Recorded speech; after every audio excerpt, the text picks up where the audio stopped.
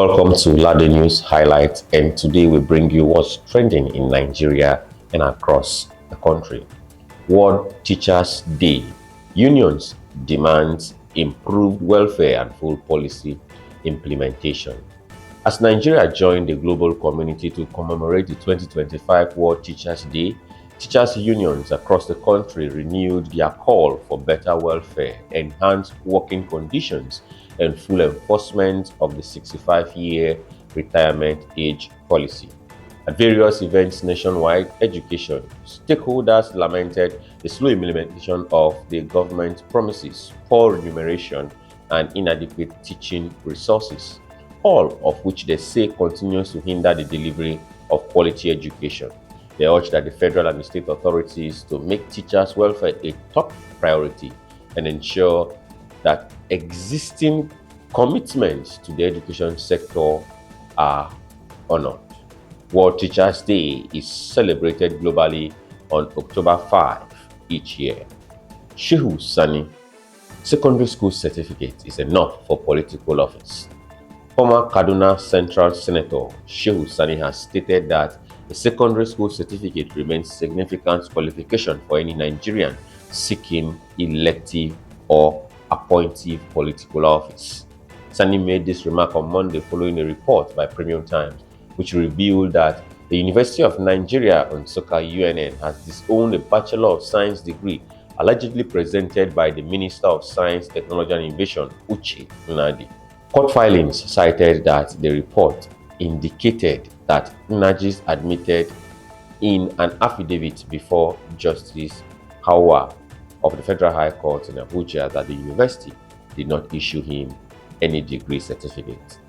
And now, Obedience Movement clarifies position of Atiku dollarized primaries.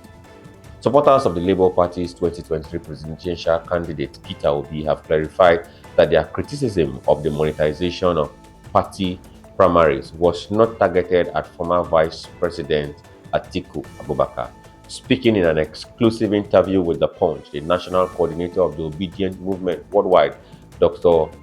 Yunusa Tanko, said that their comments were a general statement on Nigeria's political system, not an attack on Atiku. He explained that the movement's concern was about the dollarization of primaries and the growing influence of money in the country's democratic process. Peter Obi calls for prosecution of officials involved in certificate scandal.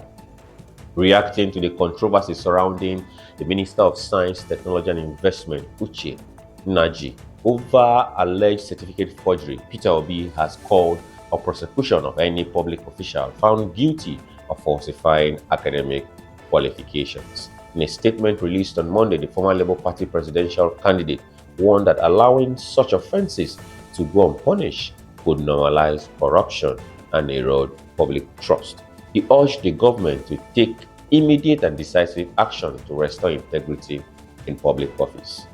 NNPCL targets 1.8 million barrels of crude daily by year-end, says Ojulari.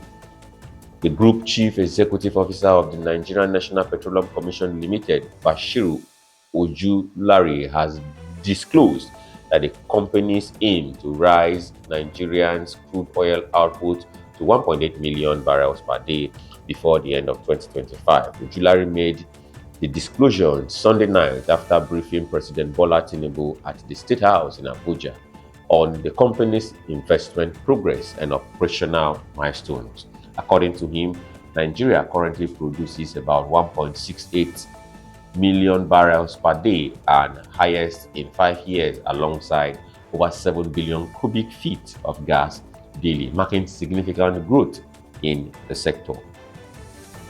Portable urges government to ban prank videos after airport incidents. Controversial singer Habib Okikiola, popularly known as Portable, has called for a ban on prank videos in Nigeria following a recent confrontation at the Port Harcourt International Airport.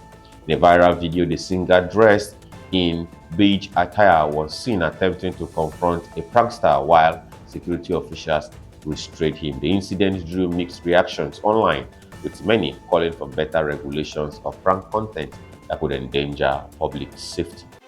And now to the presidency. President Bola Tinubu returned to Abuja after Lagos working visit. President Bola Tinubu returned to Abuja on Monday after a 10-day working visit to Lagos, during which he held strategic meetings with investors, commissioned several projects, and attended key national functions, according to a statement by the Special Advisor on Information and Strategy, Bayo Onanuga. Tinubu arrived in Lagos on September 26th after attending the coronation ceremony of the Olubadan of Ibadan land, Oba Rashid Lajoja, in Ibadan. During his stay, the president met with prominent business leaders, including Bayo Ogunlesi of Global Infrastructure Partners and Kim Bello Osagi, chairman of Metis Capital Partners and former chairman of UBA and Etisalat. And finally, leopard captured after entering Indonesian hotel.